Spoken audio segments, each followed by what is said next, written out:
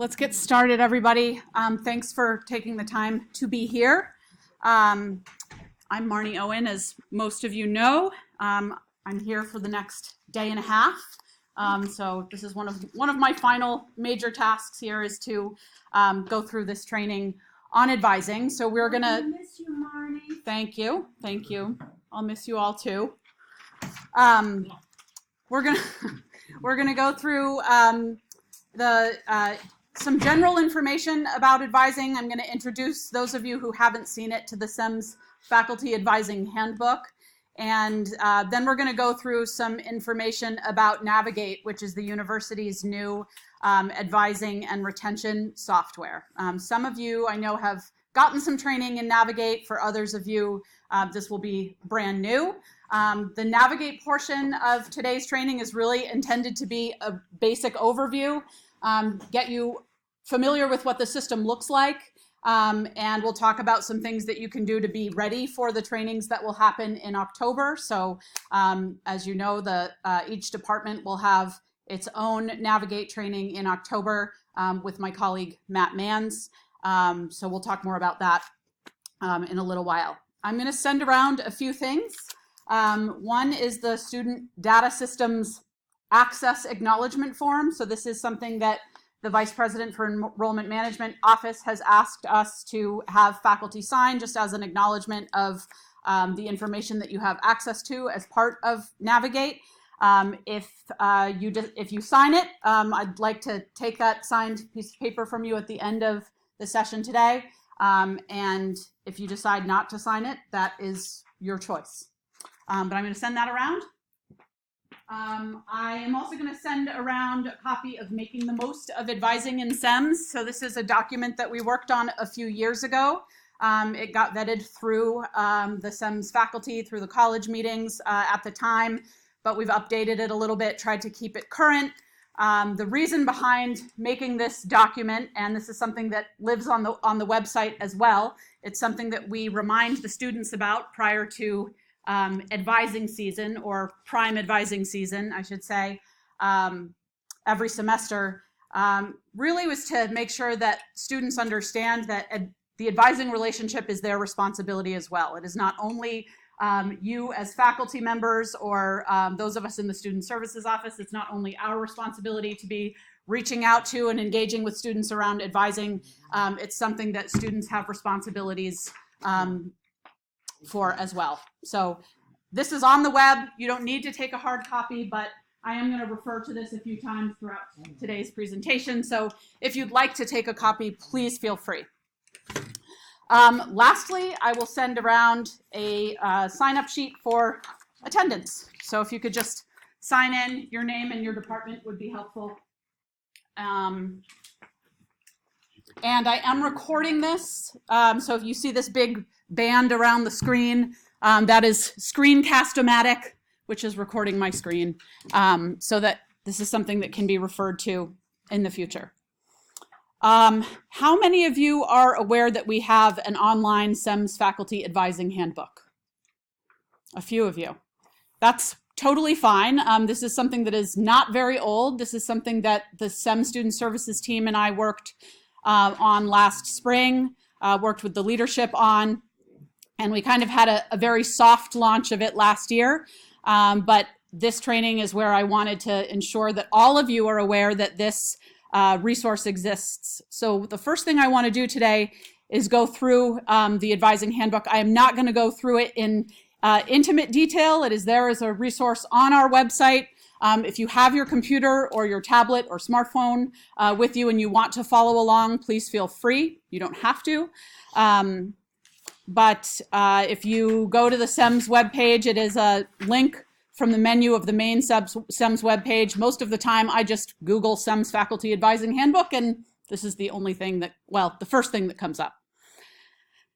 So we've got various accordion menus here. So there is a lot of information here, but we didn't want to look like one big gigantic document. Wanted to be sort of more easily accessible. So it is divided up into a lot of different categories. Starting with advising philosophy. Again, I won't read this whole statement. I won't get into the intimate details here, but as we talked about when I mentioned the making the most of advising in CEMS, advising is a shared responsibility, and we want to think of advising not just as a transaction between advisor and advisee, but as an ongoing relationship that is built and developed over time. And we all have responsibility for making that happen. The students, the faculty advisors, the staff advisors. We want, in the end, for a student to look back at their time at UVM and think of their advisor as an important part of that time. We want the students to be able to think of all of us as resources for things like letters of recommendation. We've all had advisees who have asked us for letters of recommendation, and we feel like we barely know them. So the goal is that this is a relationship that develops over time, and that's something that we all need to contribute to making happen. The next section talks about the organizational structure of advising in CEMS. Again, I'm not going to get into a lot of detail. I think most of you know that in engineering, students have a student services advisor for the first year or the first 3 semesters currently, maybe going back to the first year only. And that those of you in math, stat, computer science, data science, you are advising students from the get-go, so that you have them from, you have faculty participating in orientation, and you have them from that point, from first year all the way through senior year.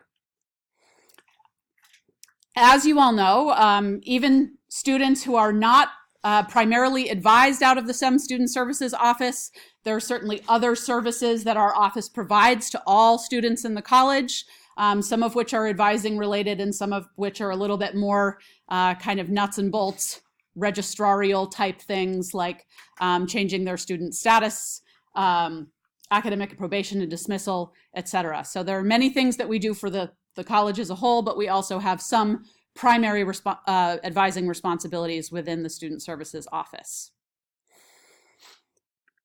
General expectations and tips for excellent advising. So making the most of advising in CEMS is really intended to be like a general expectations kind of document. But we also have some good information in here on what can you do to be an excellent advisor. And we have this divvied up into different levels. Again, these are all drop-down menus, so you can play around with it if you're looking specifically at first years. Certainly, we've had a lot of first years in our office over the last few weeks. There are some things that are really unique to first years and how to advise first years. So this is intended to give you some of those suggestions. And then, of course, we've got some general suggestions that are applicable for all students. Sample advising communications. There's a drop-down menu here. You've got a sample introductory email, a sample welcome back email, something you can use to respond to academic alerts, and something you might use prior to registration. So these are, if you have language that you already use and this is a little too basic and too kind of formula for you, great. But we just wanted to make sure that we had an easy way for faculty to look at, to be able to just copy and paste and think through what are the kinds of communications they might want to be sending out. Bob, you have a question? Yeah, I like the little emails, like the welcome back and I've been assigned to new. Is there anything in the system that actually identifies that this is a new advisee versus an old one? I'm trying to think whether there is anything in the system that you can see that identifies returning advisees versus, other than their level, which may or may not, obviously if it's a first year, chances are good it's a new advisee, but I'm not sure. Joe, do you have a? Well, could you can choose what semester you view your advisee. That's true. Go to last semester, see what your list is, and then go to this semester and see what's new. Right? Yeah, I was looking more for like I can just quickly check them versus. Well, I'll ask about some some of this functionality You must have a lot of is migrating a bit to navigate. So that's something I can find out whether that system has that functionality as we move toward using that more. It'd be handy. Yeah, that's a good point. Next section we have is on course substitutions. This is definitely something that in the CEMS Student Services Office we get a lot of questions about. We have, as you know, a substitution request form. So when students are not exactly following their catalog requirements, which should match their degree audit requirements, if degree audit is functioning properly, they need to fill out substitution requests. So this comes up for those of you who advise transfer students. This comes up a lot for transfer students or students who maybe started in a different college or school at UVM. We get a lot of course substitution requests. We are working, if you see this common blanket substitution section down here, we're working on putting some content there so that all of you can see what the chairs have signed off on as common blanket substitutions. So an example of this would be, like, most of us know that if a student starts in Math 19, let's say they've started in another college, they take Math 19, they want to switch into a major within CEMS, they're going to take Math 23 as a transitional calculus course. So Math 19 plus Math 23 equals Math 21 plus Math 22, and a lot of us sort of know that from over time, but doesn't really say that anywhere in the catalog or in the degree audit. Those are things that we have to put in manually. So having a section where we have these common blanket substitutions where all of you can look as advisors, we thought would be helpful. So we hope to have that coming soon. We've got a section here on assessing advising in CEMS. We have done advising surveys in the past. You can look and see what has been asked of students here in the advising surveys. I'm not sure that we'll be doing this the same in the future, but this is how we have collected information from students about their advising experience in the college, and has informed some of the decisions that we've made about how to organize or reorganize advising over the years. Got a section here on related policies and procedures, so Code of Academic Integrity, the academic standards, trial and dismissal information in the college. So if you have a student who is on academic probation and you want to see what those academic standards are, how the students are or are not meeting those academic standards, the information on academic standards is in the catalog, and this is a direct link to that information. Internal transfer guidelines. So if you have students who are coming to you, either they are from another college and they're interested in moving into CEMS, or if they are your advisee majoring in math but questioning whether or not that's the right fit. We've got some good guidelines here for how to direct an internal transfer student to start thinking about different options and the process that they need to go through in order to officially switch into or out of the college. We used to be a net sender of students, and these days we are a net receiver of students. So we're doing better in terms of attracting students into our programs, but we also have pretty carefully set up some parameters that students need to meet before they transfer into the college, which previously we didn't have. So a student could have been, let's say, an art major or a CDAE major, and they have a certain GPA.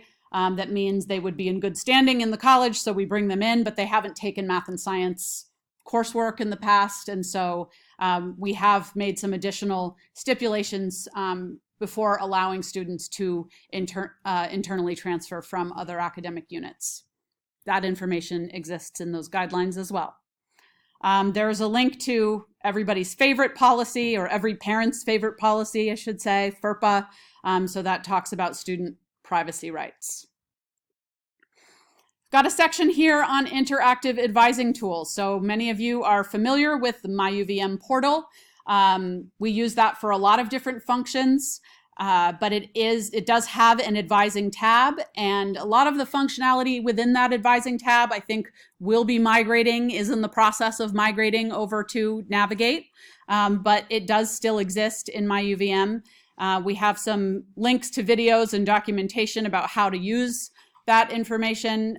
Those of you who have been around for a while probably don't need those tutorials, but as we think about onboarding new faculty and not really having had much in the way of advising training in the past, we're hoping that these will be useful resources. There's also some resources for the degree audit, how to read and interpret it. It's really directed for a student audience, but it can be very helpful. I've used that documentation in the past and can be helpful for faculty and staff as well. Navigate, EAB is the company, so you may hear people referring to this platform as Navigate or as EAB. UVM is really trying to get everybody to refer to it as Navigate, but I slip up a lot because over the years, as it's been more and more integrated into life on campus, I've always called it EAB. So if you hear me use that terminology, I mean Navigate. The registrar's office has set up some useful video tutorials and documentation on Navigate, which you can link to from the advising handbook here. I'm going to get into a little bit more detail on Navigate after we finish going through this information. Academic resources. So I've got links here to academic calendars, the course registration schedule, a direct link to the UVM catalog where you can view, of course, course descriptions and degree requirements. The curriculum check sheets for all CEMS degrees. We have one website that lives on the student services page that has curriculum check sheets going back several years.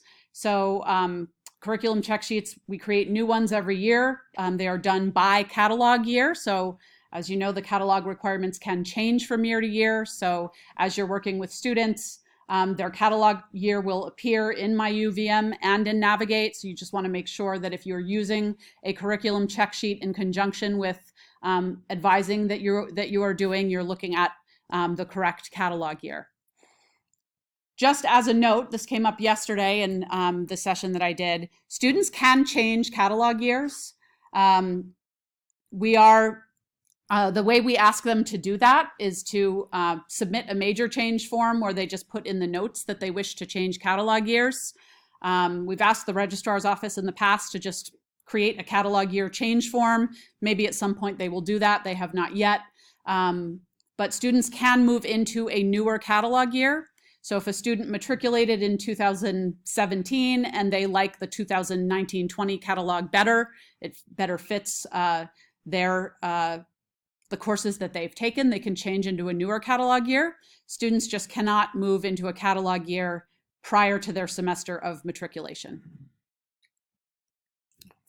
We've got some information here about academic support services. So you can link directly to these different support services. So we've got the Tutoring Center's website, the Math and Stat help sessions, which can be very useful to our students, student accessibility services. But if you use the caret here and drop down, we've got some information about what each of these support services does and why you might refer a student there. So a few examples of when it would be appropriate to refer a student to the Tutoring Center, to Math or Stat help sessions, or to the Student Accessibility Services office.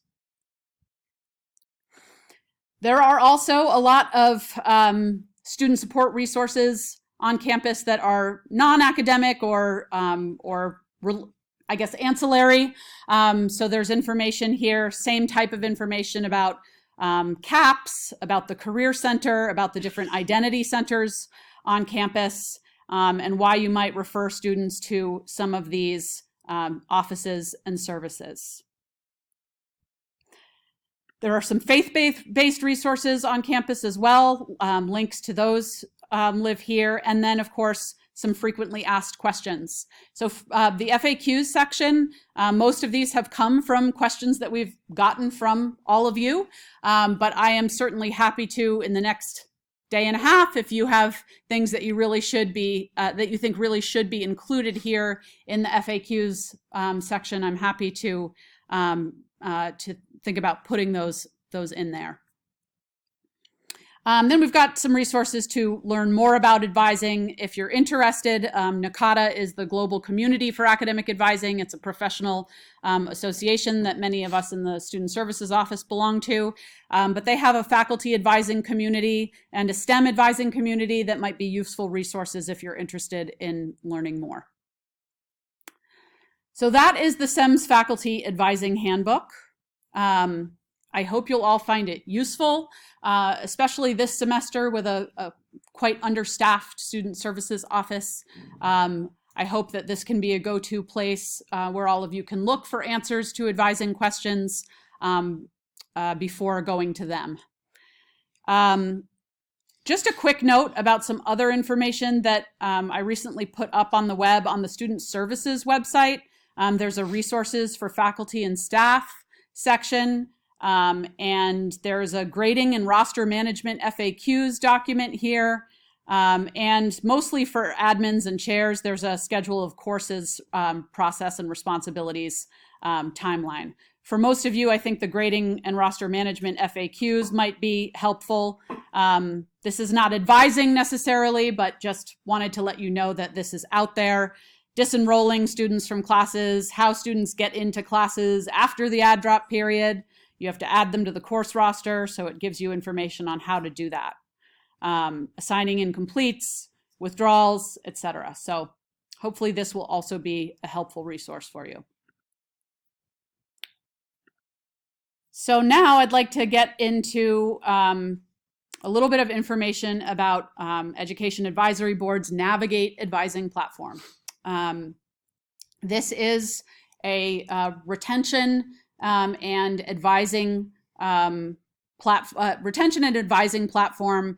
It's software that the university purchased a couple of years ago, and it has a lot of functionality, some of which some of us around campus have been using for a while, and other functionality that is just being unveiled now or will be unveiled in the coming years. So Navigate can refer to both an advisor-facing platform, so that is what all of you will use and what we use in the Student Services Office, what some of the other offices around campus that do related advising, so the identity centers, the Office of International Education, the Tutoring Center is now on board. Many of you know athletics has their own student services group that deal with a lot of the NCAA regulations and advising that particularly relates to athletes. So eventually more and more of these offices around campus will be on board and using that advisor-facing platform. For the students, most of them are interacting with Navigate through a mobile app. So they, you know, if you see them in the way it looks to them, if they have information in front of them that looks a little bit different, it's probably just because they are primarily using the mobile app rather than the desktop version. Students can log in to Navigate on their laptops or on their desktop computers, but we expect, and so far the data has borne out, that the students are primarily using the mobile app. Is there a faculty app? What's that? Is there an app for faculty? There is currently, there's not. I don't know if there's talk about an app on the faculty or staff side. I can find that out. Good question. So on our campus, the reason that Navigate was purchased and why we are using it is to support the university's mission and student success. Certainly there are academic excellence goals of increasing the percentage of undergrad students graduating in 4 years and improving undergraduate student retention in all years. I think also part of it is meeting student expectations. So I don't know about all of you, but I certainly sometimes have advisees coming in expecting that I have access to and know information about their student record or their activities around campus or what offices and services they're using that I don't necessarily know, because we haven't had a platform that allows for that kind of wraparound support. So unless I've been in touch with somebody that they're working with over in athletics or in the Mosaic Center or in the Career Center or whatnot, I may or may not know information about students that they often assume I do. So the goal is that all faculty advisors are trained and employing Navigate before spring 2020 course registration in November. That language comes from a letter that the provost sent to the deans back in July. So hence the reason we are here today and why you will have some follow-up training on Navigate in October, closer to course registration, when we expect that you'll be using the platform. So that is all coming right up. So advisor functionality in Navigate. So we want you to be able to view and utilize academic performance and progression information on student profiles. This is something you pretty much can already do in MyUVM. So this isn't necessarily new functionality. It's just a different spot to be looking at this information. Entering summary report details based on advising appointments. So some of you have been around long enough to remember the paper advising files that we used to have. In every department, there was a manila folder, an advising folder, and then in the dean's office, we had master files for students. And there were paper notes or curriculum check sheets or things that often lived in those paper files. The university got rid of those paper files en masse quite a number of years ago, but we didn't really have anything to replace it. And so this, I think, finally is a place that we can keep track of information on our advisees electronically so that we can use it and so that folks around campus can use it to better help and support students. There is a way to message advisees using in-platform lists. So again, this is something that you can do through MyUVM, but there are different ways to contact students within Navigate. If students have put in their cell phone numbers into the system on the front end of their interaction with UVM, then there are ways to text them, and that can be a pretty effective way to reach out to students. And then there's campaign functionality. So a campaign allows us allows us to do various things, but what we're going to use it for, at least primarily, is to schedule pre-registration advising appointments with students. So I'm going to talk more about that. Not going to get into the details about how to do it at this point. That'll be in the next training, but just want you to know that that is coming. So I'm going to do go through a few slides that are going to show you a little bit more what Navigate or EAB looks like. Education Advisory Board, it's the company that makes the software. But if you have your laptop or your tablet and you want to follow along, the URL is up there. You do already all have access. So please feel free to go to that URL and you can follow along yourselves as I go through this information. You'll be looking at live information. You'll be in the actual platform. I will be showing you some screenshots from the test environment, so they do look slightly different. I'll stay on here for just a moment so everybody can see that URL. The student app would be the same for us, because when I logged into I just Googled it instead of trying to look for it. Yep. And as soon as it said student, and I simply clicked it, and then just when since I was already logged in, it just signed me in as an advisor. So I wouldn't be surprised if the app actually just works for everybody. So somebody could just give it a try. What's the name? I don't know. I just Googled UVM space Navigate. Yeah, the Navigate app should be available for download in. I think when you just go to that.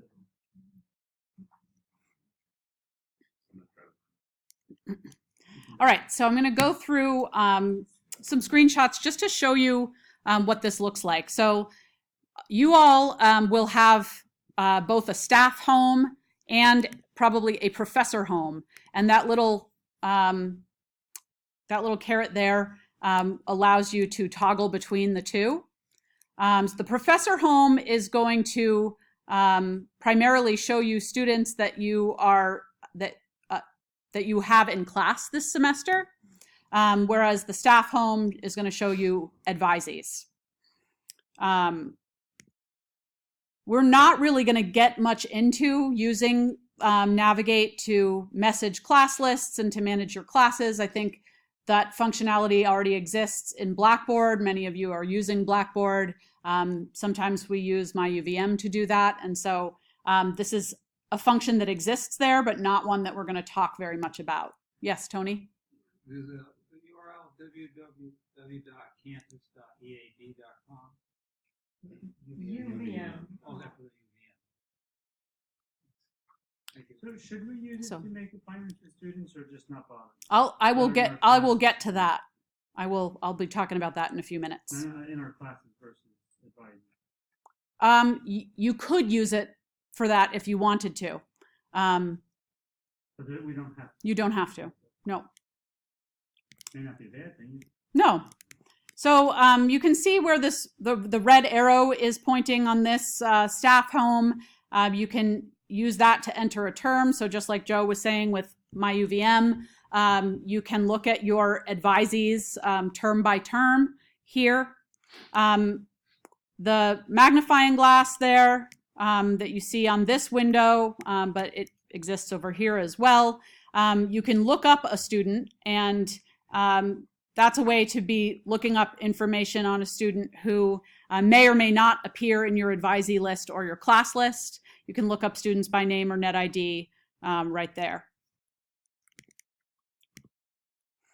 So when you click on a student or when you look up a student, you will see their student profile. So this is just an example student, and the information that appears on this profile is kind of intended to just be very quick. What do I need to know about this student immediately before meeting with the student?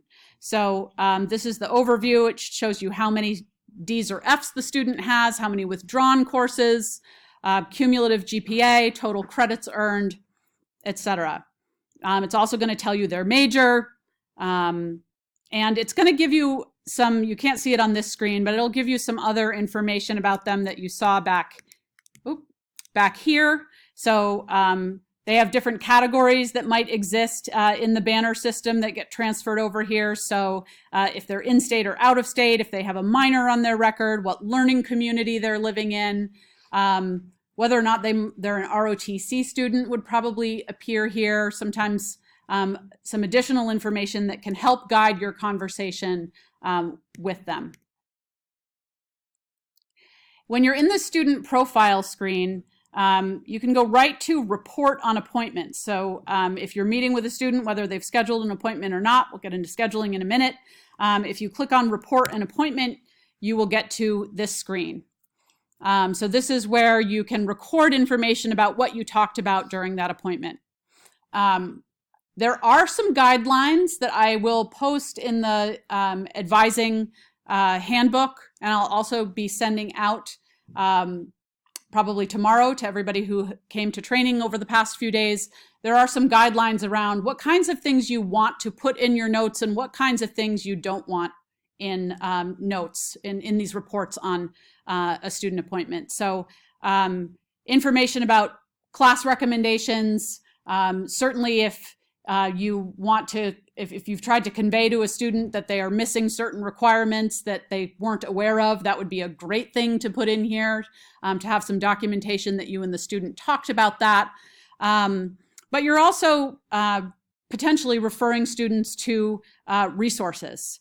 And students may bring up things in advising appointments. They certainly do with the Student Services Office that would be not appropriate to put into a report on an appointment. So I'll give you some more specific documentation, but I think a good example is that if a student talks to you about their mental health and how their mental health is impacting their academics, which is a conversation a lot of us have with students these days, saying in an appointment report that you referred a student to CAPS is perfectly fine. That's important information and is helpful to others who might be looking at the student's record, but putting in student disclosed that they suffer from major depressive disorder or something along those lines, anything about a diagnosis would not be appropriate to put into this platform. So again, there'll be some more documentation coming on that, but know that these notes are, while they are not available to students, students can't see them. If a student did a FERPA records request form, the university is obligated to provide them a copy of their student record, which could include any information that was put in here. So that doesn't happen very often. It's pretty rare, but it could happen. And so you really want to be mindful about what you're putting in here. There are also other people around campus are going to see that information. So the student might have developed a really good, close relationship with you as their advisor, but they may not want somebody, in the Student Financial Services office who currently can't see this information, but maybe at some point would be able to see it, to be able to see that information. So, yes, Bob? When we schedule an appointment, it always wanted me to select an organizer. Yeah, I will. I'm getting to appointment scheduling. There are different tabs, as you can see across these different views. Availabilities, conversations, calendar, appointments. In the student, example student here, you can see their success progress, their history, their class info. The class info is where you essentially just look at a student's transcript.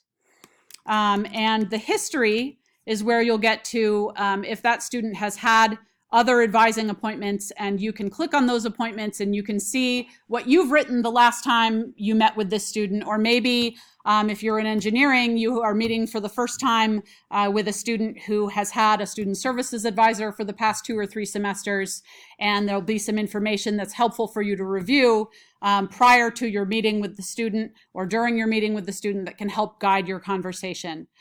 So the student has some continuity. Maybe they've talked to Genevieve about undergraduate research in the past, so you can have a follow-up conversation about how that's going, or if they need some more referrals to how to get going with undergraduate research or some such thing.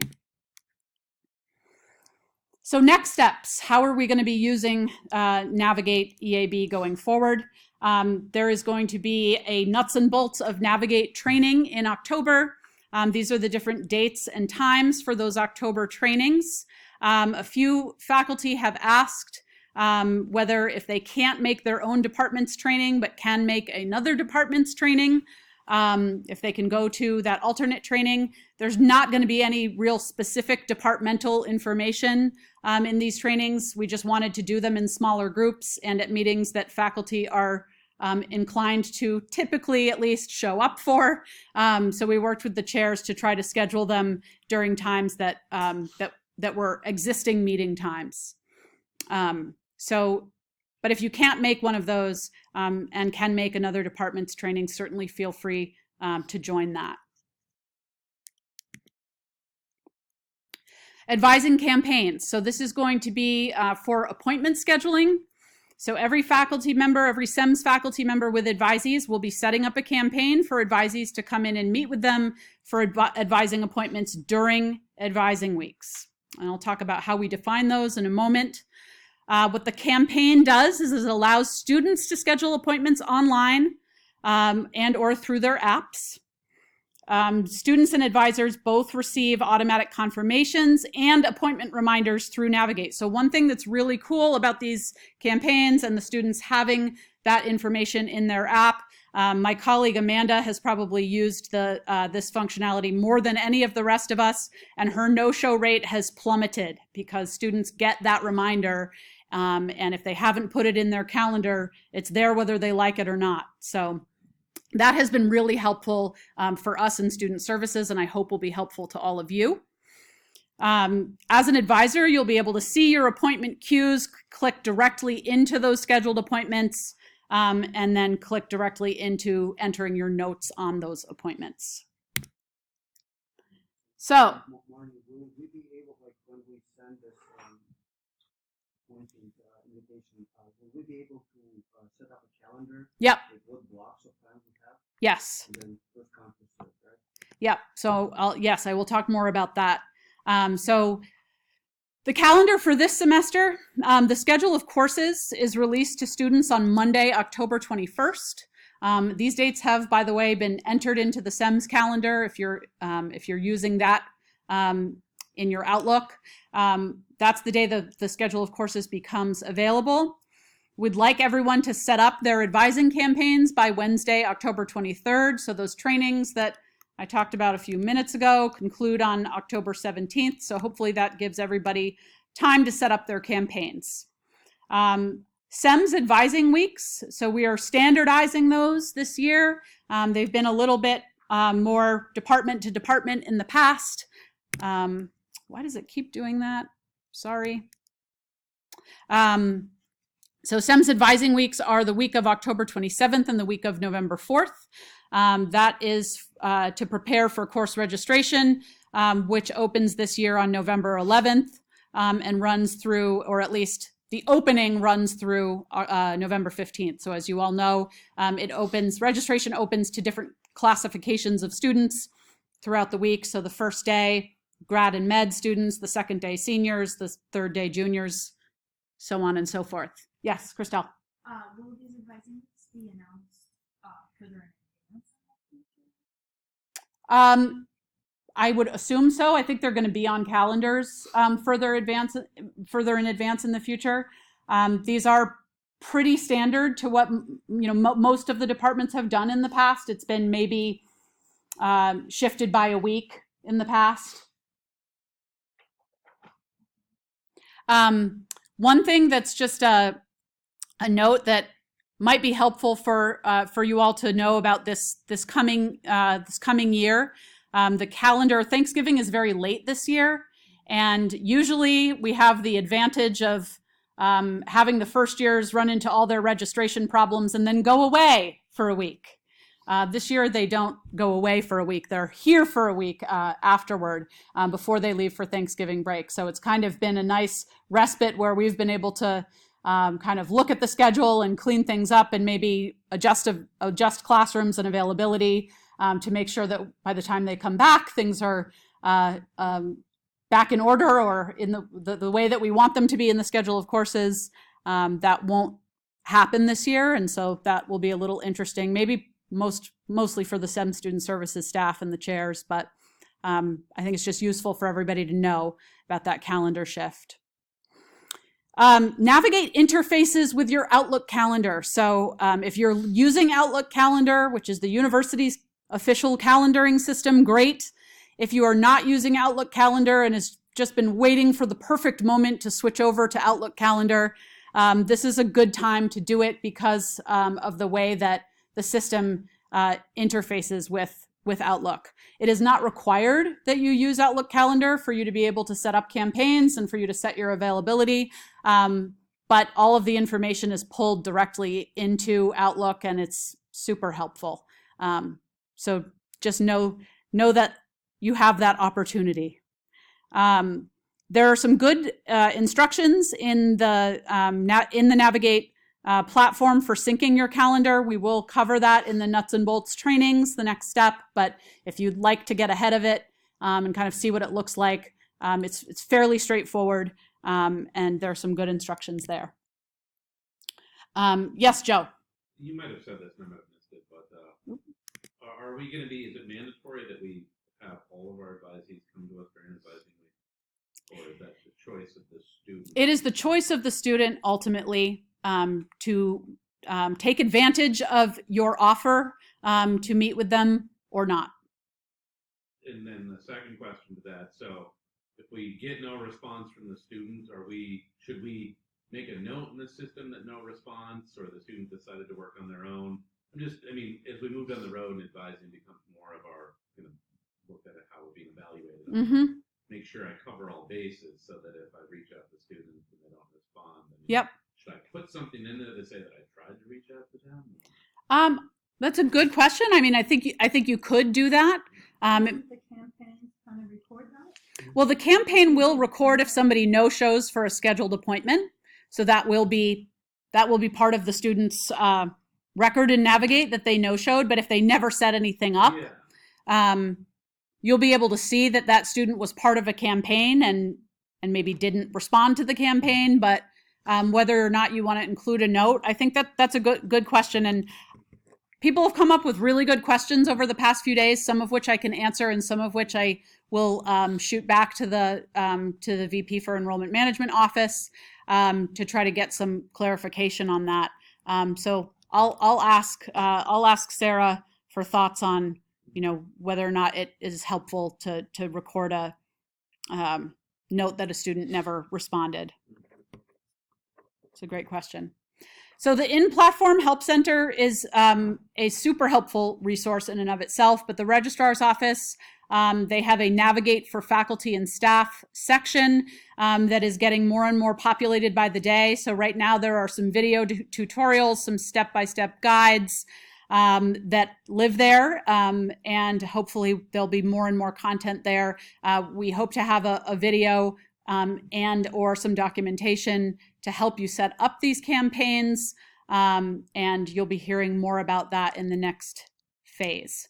The Student Services Office, everyone in the Student Services Office has been using Navigate for the past year plus, so they are pretty familiar with the system. And if you have, immediate questions and it's easy enough for you to just stop by Perkins 101 or shoot them an email, please feel free to do so. The platform overall is managed by the VPEM office, and that student success at uvm.edu address is another good resource if you have sort of more bigger picture questions about the platform. So do be thinking about your availability during those advising weeks, because when you set up your campaign, you'll want to have enough availability set up in your calendar that you think students will be able to take advantage of the timeframes that you've set up. One of the other really good questions that somebody asked in the last couple of trainings is how far in advance will students be able to set up appointments, and how far in advance do they have to cancel appointments? Both of which are really good questions, and I hope to have some answers when I send out some follow-up documentation to you all tomorrow. I don't know whether that's something that you as an individual can set the parameters on, or whether there's some back-end thing that dictates how everybody's parameters are set up in terms of scheduling appointments a certain time in advance. Because we definitely understand that we don't want you to have set up a whole bunch of availability that nobody takes advantage of until 5 minutes before the appointment.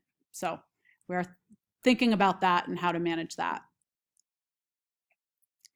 I think one other important point that has come up in some of the other trainings and certainly at the university level is level of access. So the university's decision overall has been to expand access beyond what you are all used to having access in through MyUVM. So in MyUVM, if you're a faculty member, you have access to your own advisees. If you're a chair, you have access to students in your department. And then there's dean's level access. In EAB, you are able to look up any student.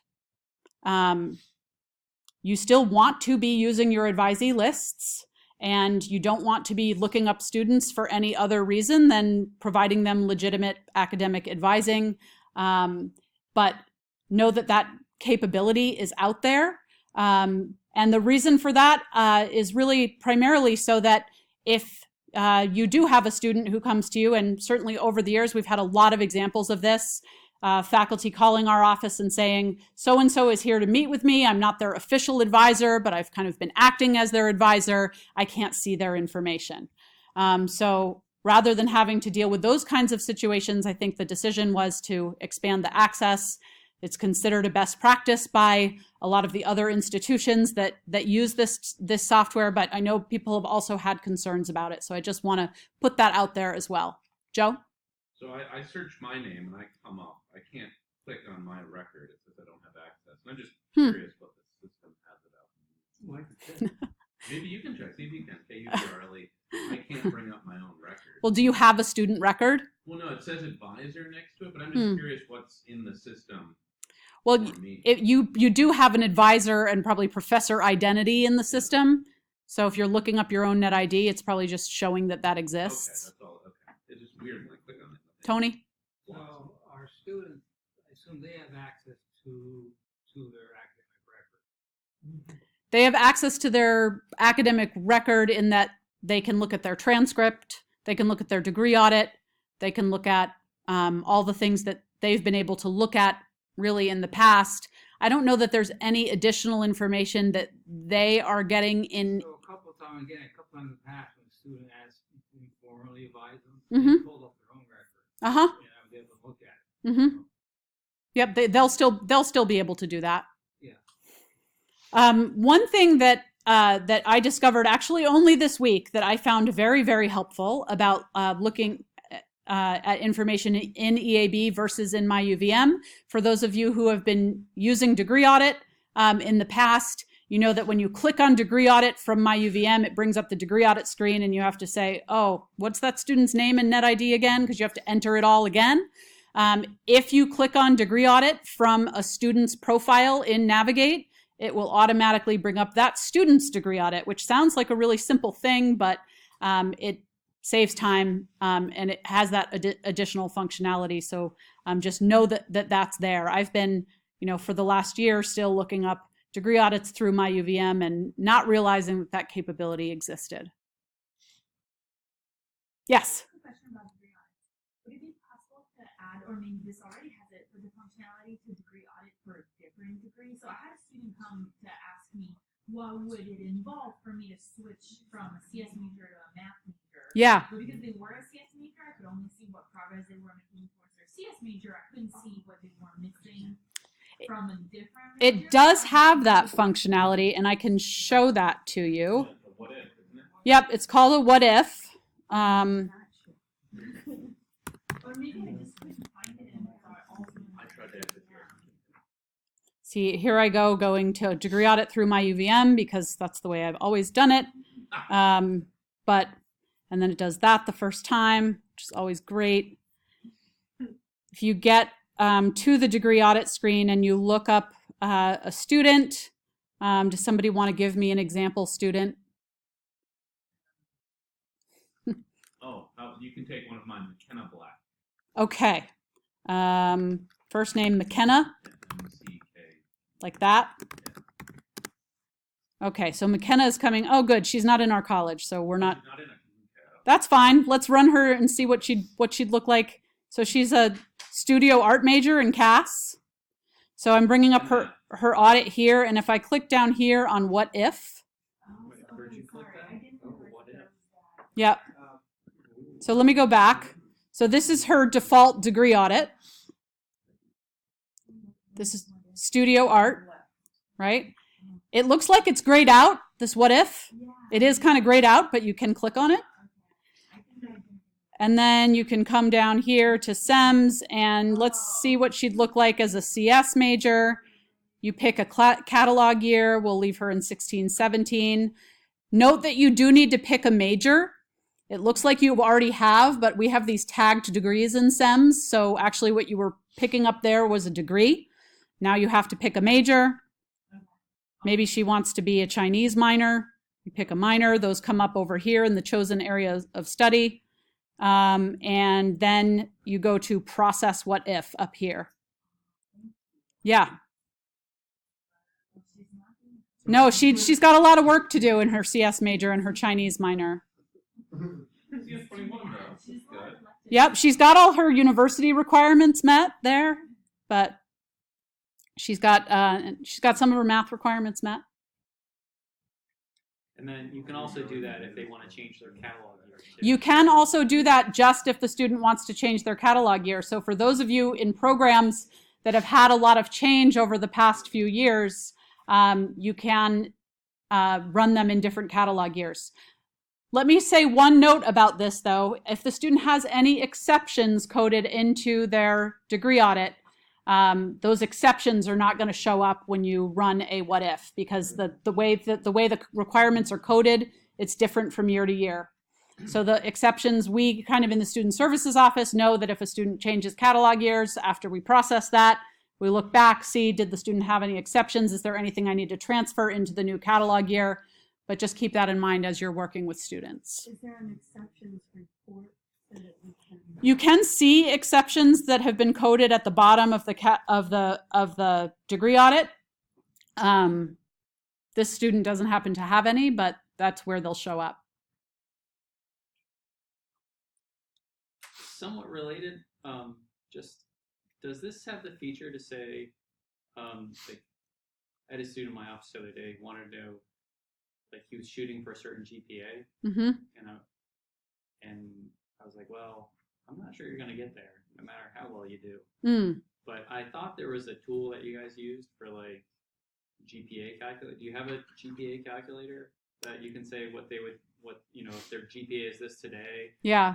And And we make those calculations a lot, as you know, from studies committee meetings, but they're all just kind of, I won't say they're not done in our heads, but the way to do that is in our heads. Okay. There are actually just some online tools that a lot of students use. Like they'll just Google online GPA calculator and come up with something. Some of them are useful. Students in our college should be able to do that on their own. They should be, but they, it does take a little time and thinking about, GPA hours versus earned hours versus, the different things that show up on a transcript. Yes, Bob? I want to point out that in Navigate, when you're looking at the student, if you go to the right side, there's links, and one of them is degree audit. And the really nice thing is when you click it, it actually pulls that student up instead of going to the first student in your list. Correct. Oh, you did? Yeah. Oh, I thought you said you were just going to go there. I didn't see what you did. No, I mentioned it, and then I called myself out on not doing it that way because I haven't trained myself to do it that way. I guess I won't train myself to do it that way. Why bother at this point, right? Else, if you just look But- on the left, Yeah, no, it's very helpful. It is very cool. I just did it. Yeah, I didn't see the part. I only saw you go into my UVM. yeah, And then I was looking. I think I've done it before. yep. So I was and not listening. Sorry. No worries, Lisa. So just to clarify, when you have a student up on Navigate and on that right-hand menu, it has different options. Mm-hmm. So if you message the student can see it. If you add a note on the student, is that something the student cannot see? Students cannot see notes. I would generally, so the notes function, there's been some talk at the university level about access to that notes function and whether that is going to stay something that everybody has access to, or whether they're going to kind of make the notes function something that happens in dean's offices. So I would generally speaking, because I don't know where this is going to go, but I would generally use report on appointment. Even if it's not an appointment, you can use report on an appointment rather than notes, at least for now, until there's some clarification on. And can students see that? They cannot see any of those. Nope, they can't see notes and they can't see report on appointment. Is there a checkbox that you can choose that says allow student access though? Yes, there is, but it doesn't work.